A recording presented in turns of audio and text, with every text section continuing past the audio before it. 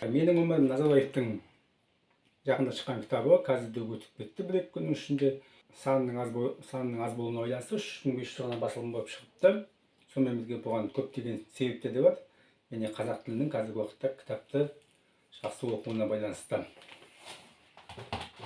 Сонымен біріншіден келетін болсақ, алғашқы қазақ тілінде 100 000 дана кітап сатылған. Бұл Камчат Байжігітованың кітабы.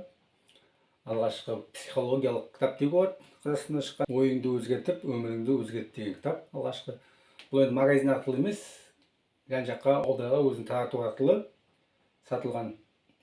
Сонда келетін болса, Қуаныш Шонбайдың екінші шанс кітабы. Бұл тек қана сатылым жағынан, сан жағынан ғана емес, сонымен бірге бағаның көтерілуіне әсер етті қазақ тілді кітаптың. Яғни мотивациялық, әдемі жазылған кітаптар, қарапайым тілде жазылған кітаптардың бірі. Әдемі өзімде тыңдап оқып шықтым.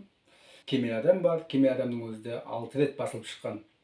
20 000. Бұның өзі де 100 000 сатында сатылған. Қайрат Жолдыбайдың айтар болсақ, одан кейін енді Айна Тұрсынбаева бар, Бағлан Әбдірайымов бар, Дәулеттен бар. Олар енді барлығы лотереямен, конкурспен сатылған кітаптар енді сонымен келетін болсақ, бірге соңғы шыққан кітап осы 23 жылдары осы Марғұланның кітабы.